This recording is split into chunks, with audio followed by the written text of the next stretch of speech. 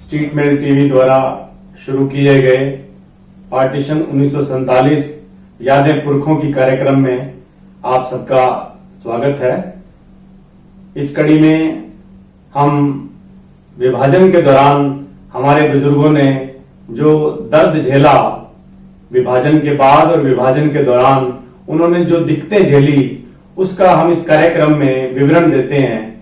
वहां पाकिस्तान से हमारे बुजुर्ग जो उजड़कर हिंदुस्तान में आए, तब वहां पाकिस्तान में क्या हालात बने थे, क्या दहशतगर्दी हुई थी, क्या कत्लो गैरम हुआ कि लहू ही लहू बहा था, वो कैसे क्या मंजर था, उन सभी बातों का, उन सभी मंजर का, सभी हालातों का हम इस कार्यक्रम में जिक्र करते हैं।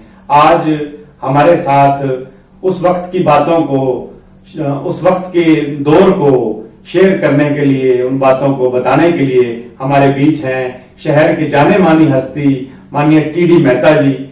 श्री मेहता जी का स्ट्रीट मेल टीवी में स्वागत है। मेहता जी की उम्र लगभग 82 वर्ष है। वो आज भी पूरी तरह फिट हैं। उन्हें उन सब बातों का याद है, बचपन याद है। आज हम उनसे उस वक्त के दौर की बात शुरू करेंगे कि पाकिस्तान में तब क्या हालात थे। मेहता जी, आपका स्ट्रीट मेल टीवी में स्वागत है। धन्यवाद। आप हमें ये बताएं कि आप वहां पाकिस्तान में कहां जन्मे और किस शहर में रहते थे। मेरा जन्म, मैं पहले स्ट्रीट मेल का आभारी हूं कि उन्होंने आज मुझे श्री विजय मेहता जी ने यहाँ निमंत्रण किया और उसके लिए पहले आभारी हूँ। दूसरी बात, आपने पूछा कि मेरा जन्म गांव आलमपुर, तहसील मेलसी, डिस्ट्रिक्ट मुल्तान में हुआ। 1/10/1940 को जन्म हुआ। जनवरी 10 को 1940 मेरा जन्म हुआ और उस वक्त मैं 7 साल का था जब पार्टीशन हुआ और मैं तीसरी क्लास में वहां पढ़ता था। जिस वक्त पार्टीशन हुआ उस दिन संडे मुझे अच्छी तरह याद है कि रविवार का दिन था, क्योंकि हमारी जो लेडीज हैं इतवार को कपड़े वगैरह धोती थे, इसलिए वो याद है। तो आप अपने स्कूल की बातें बताएं। पहले स्कूलिंग कहाँ से की आपने? ये पाकिस्तान की स्कूल में छोटा सा गांव था, उसके अंदर एक छोटा सा स्कूल था, 2 कमरे थे, छोटा सा आंगन था। वहां पर मैं तीसरी क्लास में पढ़ता था। उर्दू की पढ़ाया जाता था उस वक्त। अंग्रेजी भी पढ़ाते थे? नहीं, अंग्रेजी नहीं पढ़ाते थे, सिर्फ उर्दू ही पढ़ाई जाती थी या पंजाबी थोड़ी जो अपनी भाषा जो अपने पढ़ाते थे। उस वक्त एक ही, मेरे को अच्छी तरह याद है, एक ही टीचर होते थे जो कि हमें उर्दू पढ़ाते थे। और वही, आपको कोई सहपाठी याद है? कोई सहपाठी, किसी मित्र का नाम याद हो जो आपके साथ पढ़ता हो? उस वक्त हमारे लीला किशन जी थे जो आज बरगाना में रहते थे, उनकी डेथ हो चुकी है, वो मेरे सहपाठी थे। वो आपके सहपाठी थे। तब वहां पे स्कूल में किस तरह के गेम खेले जाते थे? जैसे आजकल तो क्रिकेट है, हॉकी है। उस वक्त तो जो था पिट्ठू खिलाया जाता था, पिट्ठू, खो खो खिलाई जाती थी और ऐसी तरह के गेम खिलाई जाती थी।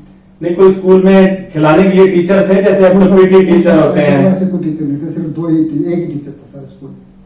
नहीं, वहां की स्कूल व्यवस्था और आज की स्कूल सिस्टम में आप क्या फर्क देखते हैं? आज बच्चों को ये नहीं पता कि नीचे कैसे बैठा जाता है। उस वक्त नीचे टाट बिछा के वहां पर बैठते थे। बेंच नहीं होते थे? कुछ नहीं होते थे। टाट अपना लेके जाते थे या स्कूल की तरफ से? अपना लेके जाते थे। अपना टाट लेके जाते थे।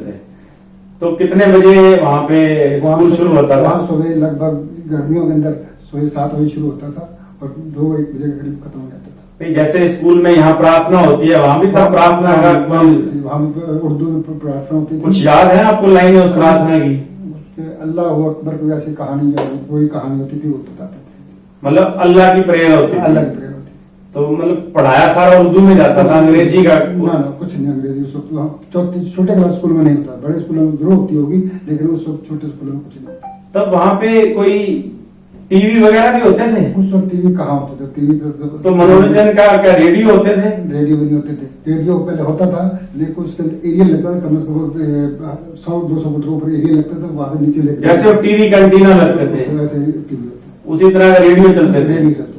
तो रेडियो में समाचार आते थे या क्या क्या कार्यक्रम आता था? रेडियो में देखो जी, उस वक्त मैं 7 साल का था और हमारे गांव में शायद किसी के पास रेडियो नहीं था। वो तो रेडियो का तो पता लगा तहसील मेलसी में आके, वहां पता लगा रेडियो भी होता है। नहीं, कोई मेले लगते थे वहां पे उस टाइम? कोई मेले लगते थे। कौन से गांव में मेला लगता था? देखो, ये हर खानपुर था, कई गांव थे उनके मेले तहसील में लगते थे। तहसील में? हाँ, तहसील कौन सी तहसील में? तहसील मेलसी। मेलसी तहसील में।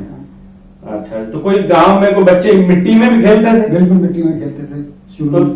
तब भी कोई बीमारियां होती थी इस तरह की जैसे अब फैल रही हैं नहीं, बच्चों में? ऐसी कोई बीमारी नहीं होती थी। बच्चों में इम्यूनिटी खूब होती थी? बिल्कुल हंसते थे, खूब खेलते थे, मिट्टी में भी खेलते थे।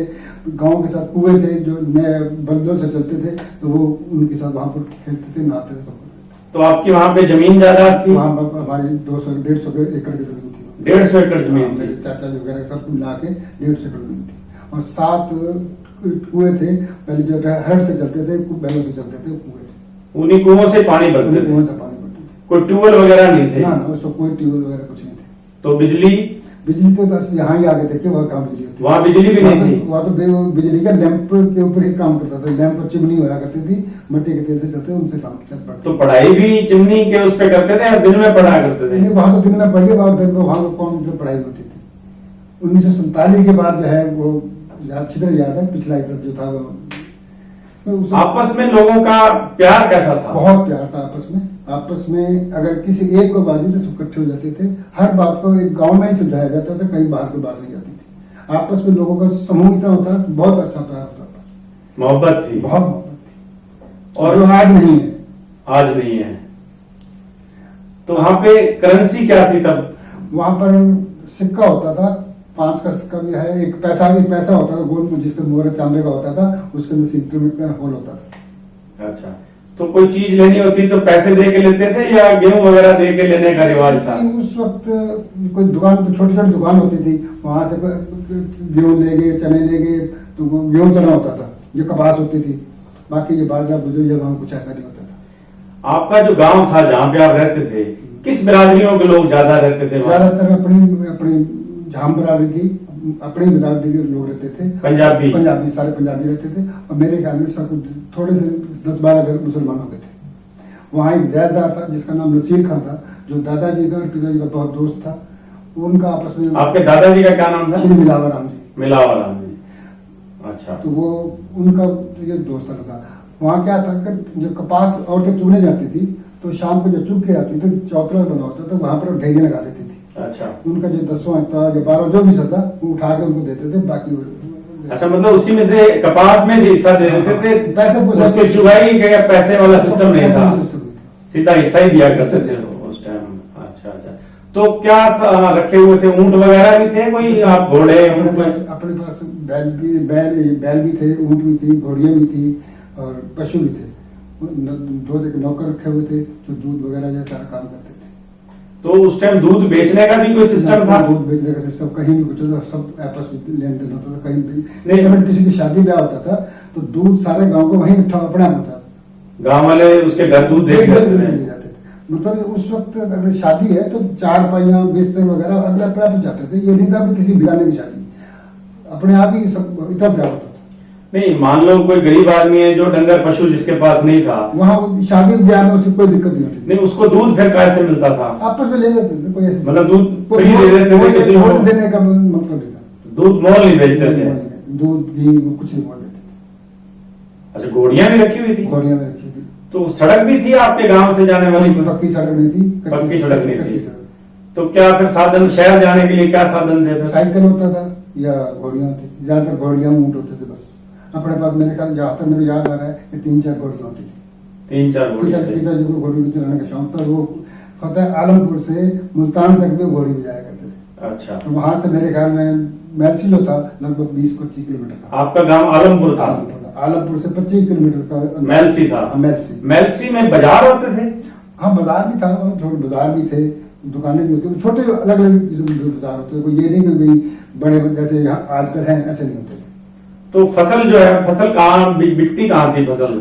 फसल इसका मेरे को कोई आइडिया नहीं कहाँ मिलती थी। मंडी कोई वहां मैलसी में हो? मैलसी तो मंडी थी, अच्छा। गाँव में नहीं, वो माल सारा वहां से खरीद के ले जाते थे। अच्छा, तो वहां से कोई बसें चलती हो आपके गांव से? कोई बस नहीं चलती। मैलसे से आगे बस चलती थी? मैलसी से मुल्तान में कोई दूसरी बस होती थी, जिसका मतलब छोटी सीटें होती थी, 20 सीटें बस होती थी। आप कभी मुल्तान गए थे वहां? नहीं, मैं नहीं गया। किसी शहर में और गए हो वहां पे? नहीं, वो गांव में था, मेरे नाम का जल्ले था, वहाँ जल्ले? हाँ, वहाँ गए थे। वहाँ आना जाना था। ये मैलसी मेरे बुआ जी के रहते थे, चौधरी फतेह, शायद आपने सुना होगा। तो वहाँ उस वक्त तहसीलदार थे, तो वो वहाँ उनके पास आना जाना था।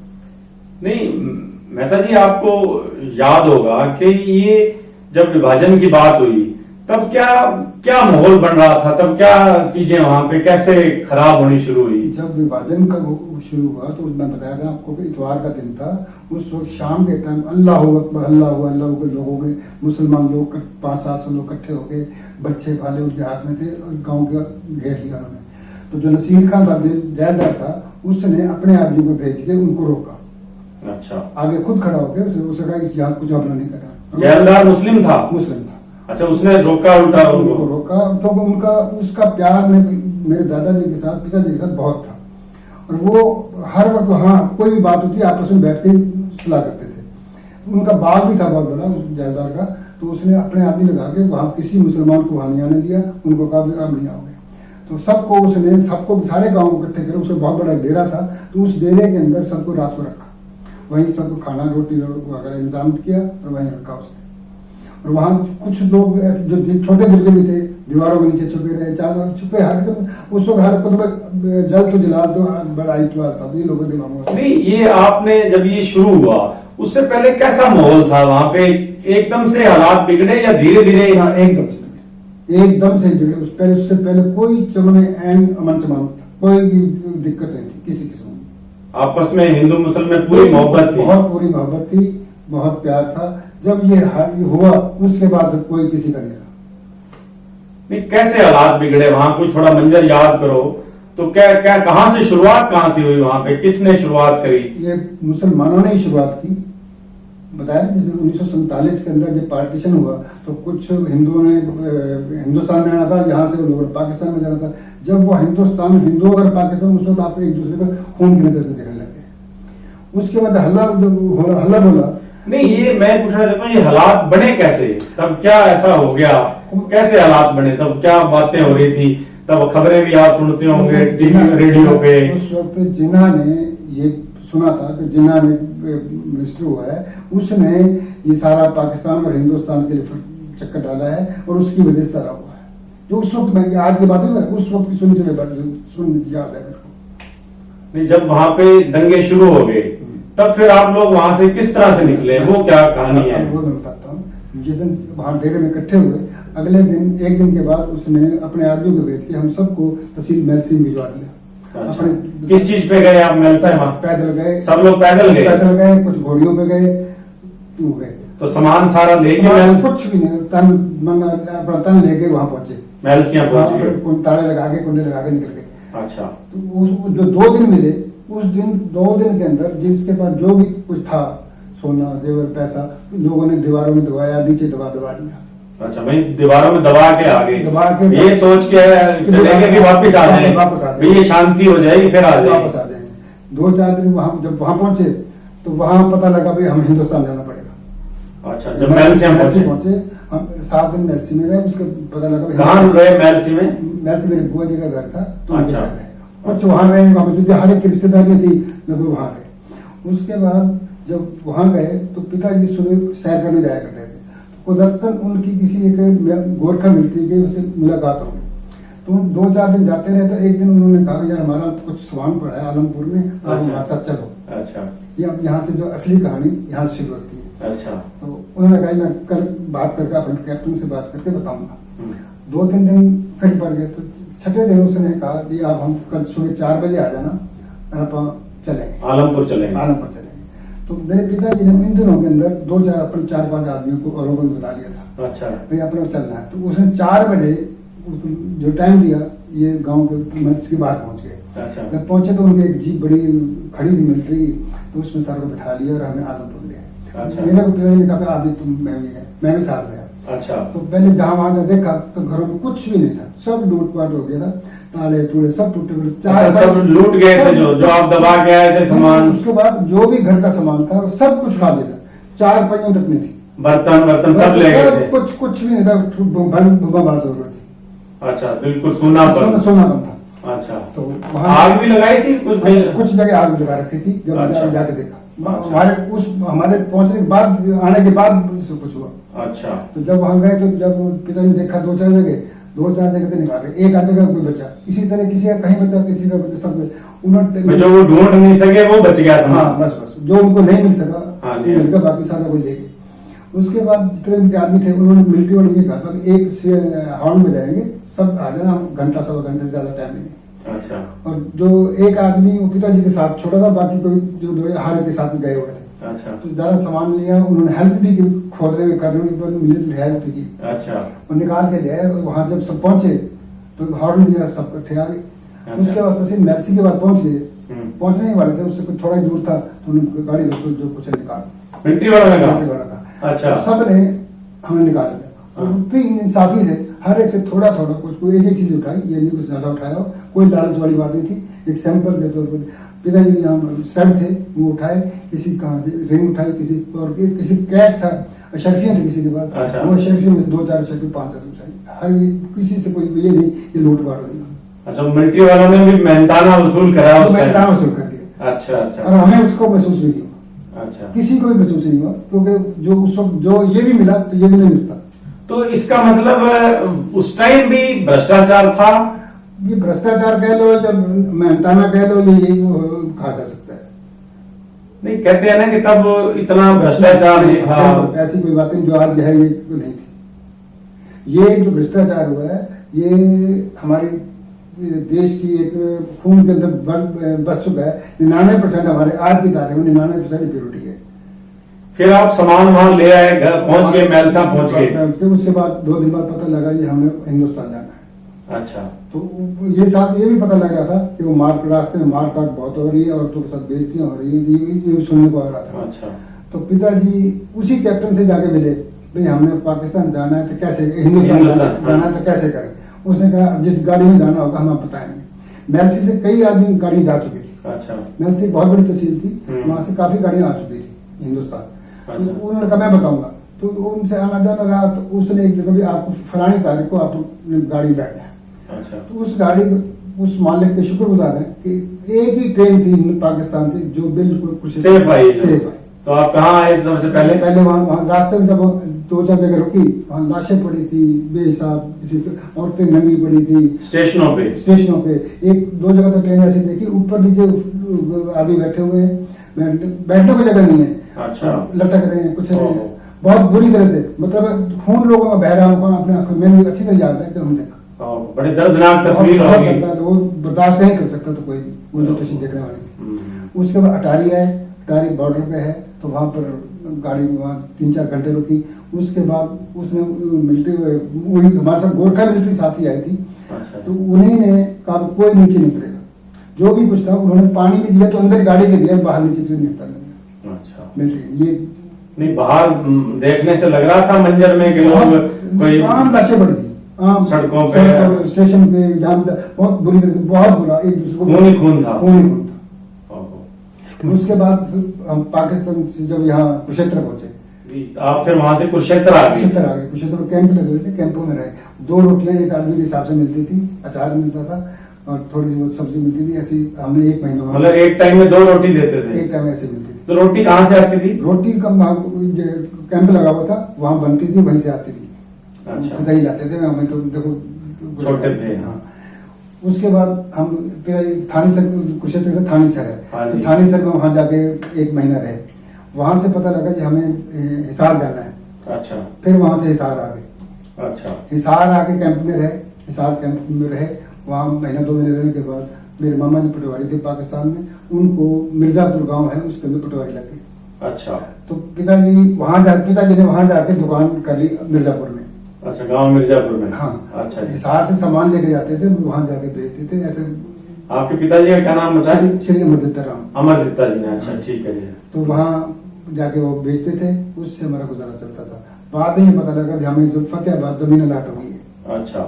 फिर वहां जब जमीन, इन दिनों पहले मेरे मामा जी पटवारी मिर्जापुर में थे, उसके बाद जलंधर कमिश्नर में ट्रांसफर हो गया उनका। अच्छा।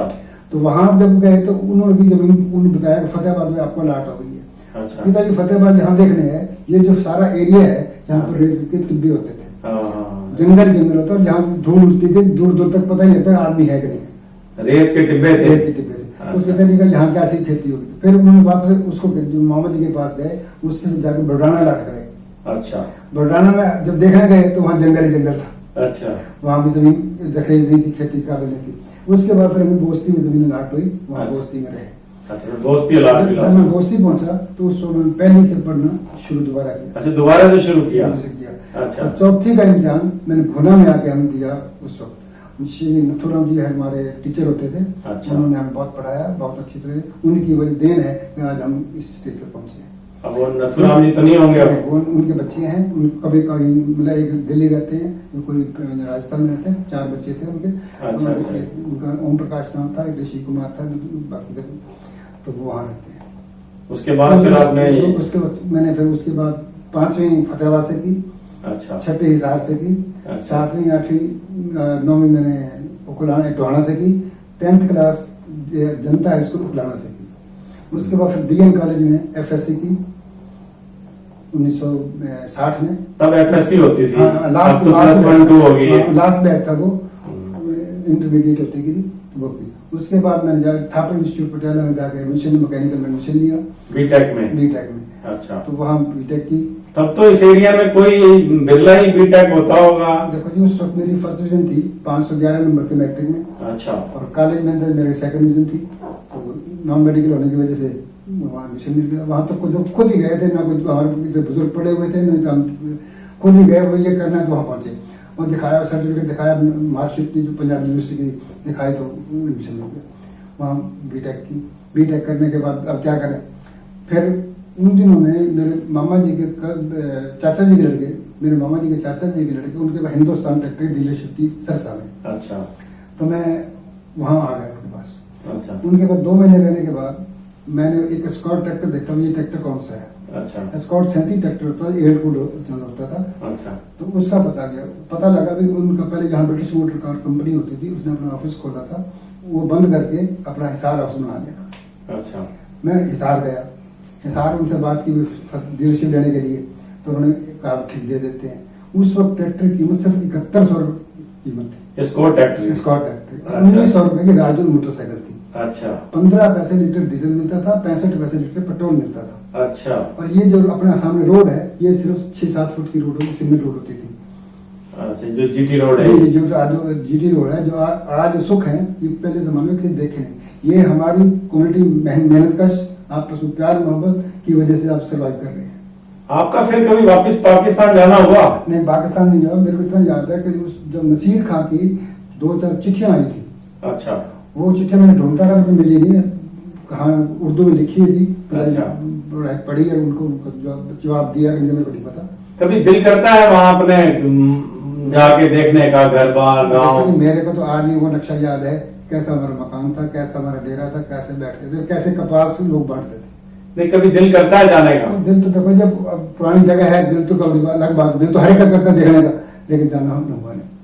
अवसर मिले तो जाएंगे? अवसर मिले तो जाने को जरूर जाए, कोशिश करेंगे। नहीं, वहां और यहाँ में आप क्या फर्क देखते हो? आज उस वक्त में आपस में जो प्यार मोहब्बत था, आज यहाँ नहीं है।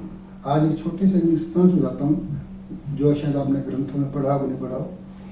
जब महाराज ये महाभारत का युद्ध हुआ, तो कृष्ण भगवान जी ने युधिष्ठिर से कहा कि आगे कलयुग आने वाला है, आप राज समझ के करना।